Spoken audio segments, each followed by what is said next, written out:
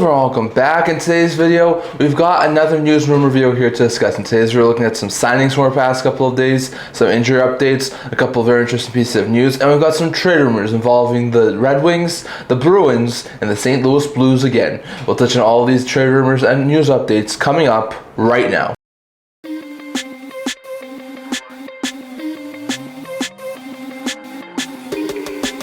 Hello everyone, welcome back to another video here at the End-to-End Hockey channel. Now before we get started, don't forget to like this video and subscribe below. Thank you for all of your support. I would never be able to do it without you guys. So if you haven't already, don't forget to subscribe button down below. Don't forget to comment. We're on the road to 1,000 subscribers. And don't forget to stay tuned for videos coming in the very near future. So today's video, we got another news rumor video here to discuss. As per usual, start off, we're talking about a couple of signings from our past couple of days. There were 2 signings from our past 2 days. So we'll touch on both of these signings here. So first, for prospect who's playing in his first season with the Avalanche after being traded in the offseason, Gavin Brindley, who's in the final year of a 3-year ELC with $850,000. He's a right winger. He's 21 years old. He's been mostly a guy who's been playing over in college. He got his first taste of NHL and AHL action last year, and so far this year has been a pretty solid bomb 6-4 for the Colorado Avalanche. Has signed a 2-year contract extension beginning next year with the AV of $875,000. So not a bad pickup here for the Colorado Avalanche. Brindley sort of started to find a role and like a bomb 6 role for the Avalanche this year. Like, he's 21 years old, he's a right winger, so with his upside, 2 years at $875,000 seems like a steal. He so far has 3 goals and 5 points in 15 games with the Avalanche so far this season. Last year he played his entire season at the AHL level, putting up 6 goals and 17 points in 52 games. So looks like a really solid pickup here for the Avalanche as part of that Charlie Coyle trade, and this is looking like a really solid pickup here after they signed Brindley to a 2-year extension. So very interesting note there. But Gavin Brindley has signed a 2-year extension to remain in Colorado. And then we saw New York Rangers give out a 2-year contract to UFA goaltender Spencer Martin. Martin, who signed in the KHL in the offseason, has terminated his KHL contract and gone back to the NHL. He's 30 years old. He's a goaltender. He gets a 2-year deal with the AV of league minimum. He's sort of like a Louis Domingue replacement. He's going to be a really solid 3rd stringer for the New York Rangers if they run into some injuries. Of course, he's not going to be able to knock out guys like Shesterkin or Quick, but he should be a very fantastic 3rd stringer there for the New York Rangers. So far during the KHL season before he got his contract terminated, Martin put up a 2.69 GA, 905 save percentage in 14 games over in KHL. So a very solid pickup here from the Rangers, as I think Martin could definitely fill in as like the 3rd stringer there for the New York Rangers. So very interesting note there, but those were 2 signings from our past couple of days. As young forward Brindley gets a 2-year extension in Colorado, while Spencer Martin has been signed by the New York Rangers to provide some added goalie depth. So very interesting note there. Next, going over to a couple of injury updates. So we have a couple of injury updates here to talk about. First, when it comes to the Buffalo Sabres, Jason Zucker, who currently has an illness, is apparently having a worse illness than initially thought and will be out a bit longer than expected. So I'm not sure if that's going to be an extra week or an extra 2 weeks, but he's even having trouble, apparently, according to some recent reports, eating his food. So it doesn't sound like Zucker's going to be back in the near future. So it's a bad blow there for the Sabres, and hopefully Zucker is able to get back and healthy in the not too distant future. Charles Alexis Legault in Carolina, the young prospect who was recently called up due to the defensive injuries, was placed on injury reserve after having hand surgery and will be out 3 to 4 months. That is an awful blow for the young defender in Carolina, so not great news there for the Hurricanes. Valeri Nichushkin left Tuesday's game with a lower body injury, and due to that injury, according to some recent reports from earlier today, he will miss some significant time. I'm not exactly sure if that's like a month or 2 or if that's just a couple of weeks, but he will definitely miss some time, so it's a bad blow there for the Avalanche. Adam Ernie will miss a few weeks with the Dallas Stars after suffering a lower body injury recently for the Dallas Stars. So not great news there, as Ernie is currently injured. Dougie Hamilton, who has an undisclosed injury, and Connor Brown, who has upper body injury, didn't travel with the Devils on their current 5-game road trip. So bad blows there, as one of their solid top 9 forwards and top pair defensemen are currently out and not traveling with the team. Maybe they joined them at some point during the road trip, but they're at least not starting traveling with the New Jersey Devils, which isn't a good sign. Thomas Chabot left Tuesday's game with an upper body injury and didn't return and is unlikely to play on Thursday, so it's a bad blow there for the Senators. They could be losing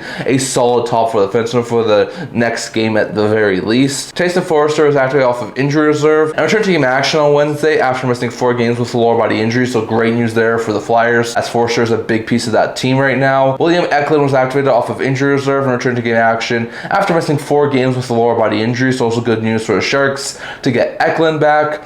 Dominic James was placed in injury reserve, as was Ryan McDonagh. James was placed with undisclosed injury and will miss at least one more game, while Ryan McDonagh was placed in injury reserve with undisclosed injury and will miss at least a few games. So it seems like James might be a little bit more closer to returning than McDonagh, but both guys have been placed on injury reserve, so not great news there for Tampa. Both Austin Matthews, who has a lower body injury, and Anthony Stolarz, who has upper body injury, left Tuesday's game and didn't return. I haven't heard any sort of concrete timeline as to if they're going to miss a whole bunch of games or not, but those are some bad blows to see that the Leafs lost Matthews and Stolarz in that loss to Boston back on Tuesday, so not great news there for Toronto. And when it comes to Vancouver, Jonathan Lecaramaki was activated off of injury reserve after missing just over 3 weeks with upper body injury, but was also sent back down to the minors, so he'll play in the minors for the next little bit. We'll see how Lecaramaki does, but don't expect him at the NHL level in the near future. Well, Thatcher Demko is going to be out 2 to 3 weeks with a groin injury, so originally it was scheduled as maintenance day. Then the Canucks fans got a little bit more worried because he wasn't practicing and things like that, and now it seems like Demko is going to be out for the next 2 or 3 weeks, which for a goaltender who has a bad injury history, that's not great news there for the Canucks. So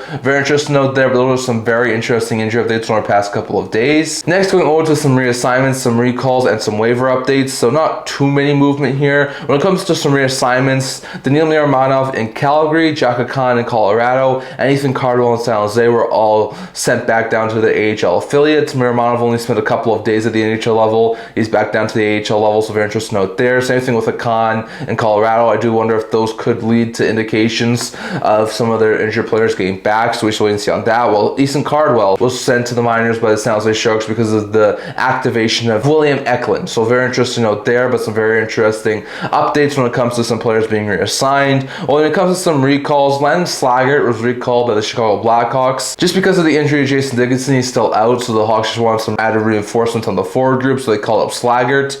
Boris Kachuk and Scott Sabourin were recalled by the Tampa Bay Lightning. Those were probably due to the injuries to guys like James McDonagh, so not too surprising there, and we shall see how they do in their current stint at the NHL level. Well, Brendan Bowman was recalled for the first time ever for the Vegas Golden Knights, so the Knights apparently need some more help on the forward group. They might be dealing with an injury or two, so Bowman has been called up by the Vegas Golden Knights. So very interesting recalls and reassignments. When it comes to some waiver updates, we talked about this in our last video about how Carson Mayer was activated off of season opening injury reserve and was placed on waivers by Buffalo. Well, he has indeed cleared. Not too surprising. He started on season opening injury reserve. He's more of an AHL level guy at this point in time, so very interesting note there. But Meyer did wind up clearing waivers. I don't think that's too much of a surprise. And then currently on waivers at this current point in time is newly signed Spencer Martin, as well as Flames bomb 6'4" Justin Kirkland. So Martin was signed over in the KHL. He was a UFA this past offseason. I don't think there's a very likely chance Martin gets claimed, but there might be 1 or 2 teams out there who are in desperate need of some help after some injuries to some current goaltenders.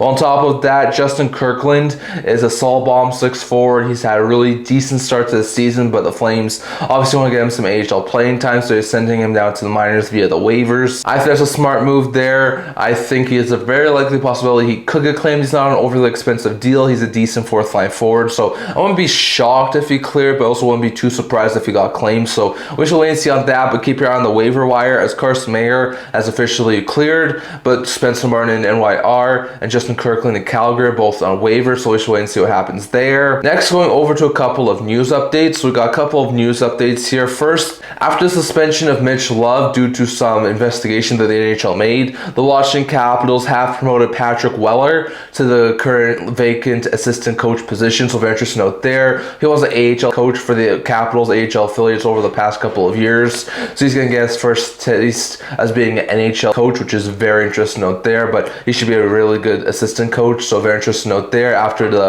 Love suspension, so very interesting note there. Well, when it comes to Ottawa and Shane Pinto, according to Bruce Garrioth, the Sens and Shane Pinto's camp are both scheduled to be sitting down and talking about a contract extension later on the week, so that's really great news there. According to Garrioth, he says that they offered him something around like a 6 times $6.5 million deal. Maybe it was like a month or two ago. It doesn't sound like Pinto's overly fond of that term or AAV, so we shall wait and see what comes out of these negotiations. But Pinto, who's currently an RFA and having a very fantastic start to the season, is going to be talking about a contract extension with Ottawa in the near future. So very interesting note there, but those are some very interesting news updates from our past couple of days. And lastly, going over to a couple of trade rumors. So we got a couple of trade rumors. We're going to start over here with the Boston Bruins. According to Frank Seravalli recently on I think one of his radio hits or one of his podcasts, he was talking about the Boston Bruins, and he says that the Bruins are not at this point in time interested in considering a move of Pavel Zacha, and they would actually rather extend him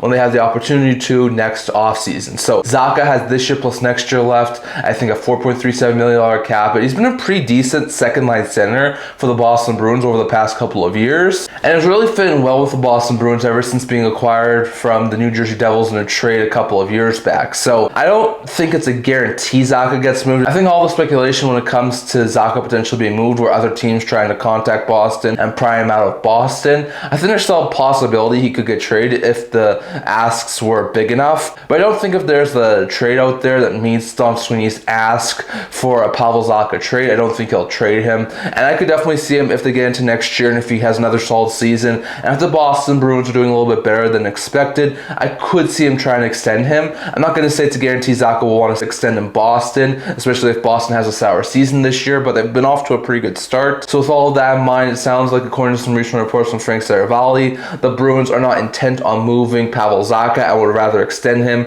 next offseason, which is something I can see to some extent, but I still think it's more than likely he'll most likely get moved instead of being extended, so we should wait and see on that. Next, going over to David Pagnotta, he was talking about the Detroit Red Wings, and he says that if the Red Wings are where they are right now, which is a bubble team for a playoff spot, so they're hovering right around the wild card spot, maybe a couple points in, maybe a couple points out, he says expect to hear names like JT Compher and Andrew Kopp on the trade market. So those are some very interesting names. Both guys have term. I think Kopp has 2 or 3 years left and Compher 3 or 4 years left. Kopp's making, I think, $5 million. Compher just over $5 million. Both are decent middle six guys and solid complementary, like second, third line forwards, but they just haven't worked out very well in Detroit after Detroit signed both those guys in free agency. So I think there's a very likely chance they could get moved. I think Kopp at this point in time, with him probably having a little bit less term and on top of that a little bit of a lower AAV, will make more sense in my opinion to get moved than Compher, but I could also see Compher get dealt if the right deal came along. So like I said, I'm not sure if the Red Wings are going to be a seller or a buyer just yet. They may do both, but at this current point in time, they're just on the outside looking at a playoff spot, and David Pagnotta does mention if they stay around that same position come the trade deadline, there's a very likely chance they could try and consider moving guys like Kopp and Compher, and I also think some of their UFA defensemen, like guys like Kamenick and Sherratt and maybe Justin Holl, Eric Gustafson. So we should wait and see what happens there, but keep your eye on the Detroit Red Wings, as if they're not doing overly well entering the trade deadline, there is a possibility out there, according to David Pagnotta, they could try and move Compher and Kopp. And I think for a couple of teams, if they were able to convince Detroit to eat some salary, would love to add a Kopp or Compher like between $3 and $4 million to be a solid like second, third line winger slash center. So we should wait and see on that. And lastly, going over to the St. Louis Blues, David Pagnotta mentioned recently on a news hit, I think it was, that he did, said that St. Louis is apparently open to moving Faulk if their season continues to get worse and the right deal came along. So that's a very interesting one. We briefly talked about Faulk in our last video,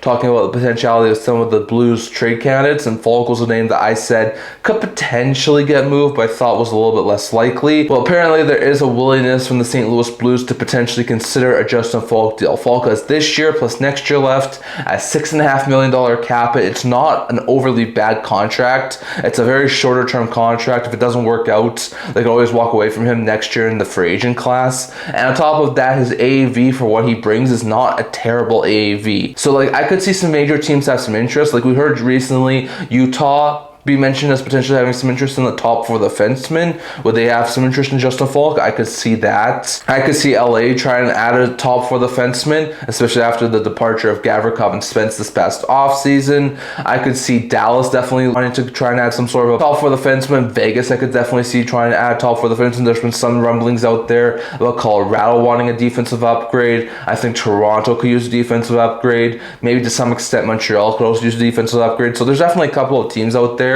who would have some massive interest if Justin Faulk came on the trade market. So we'll have to wait and see on that. But even though Faulk has been a pretty solid piece for the St. Louis Blues over the past couple of years, don't expect it to be a guarantee that he doesn't get moved. And if the St. Louis Blues find the right offer and aren't doing overly well, we could see a Justin Faulk deal, which I think, given his contract term and AAV wise, and given how many teams could definitely use a top four defenseman, I could definitely see Faulk get moved by the trade deadline. So I'll have to wait and see on that. But that's all I'm going to talk for today. I'd love to hear your guys' thoughts. Do you think Faulk gets moved by the St. Louis Blues? Do you see the Detroit Red Wings potentially moving Cobb or Cobb? And do you think that the Bruins will wind up signing Zacha to an extension instead of moving him? Definitely thoughts on all of that, plus all the signing updates, news updates, and injury updates from our past couple of days. That's all we're talking for today. Remember to like this video if you're related to it, and subscribe below. Thank you for all of your support. I would never be able to do it without all of you guys. So if you haven't already, don't forget to subscribe button down below. Don't forget to leave a comment on the road to 1,000 subscribers. Don't forget to stay tuned for videos coming out in the very near future. Also a blog to make news, rumors, analysis, stuff like that. So check that out.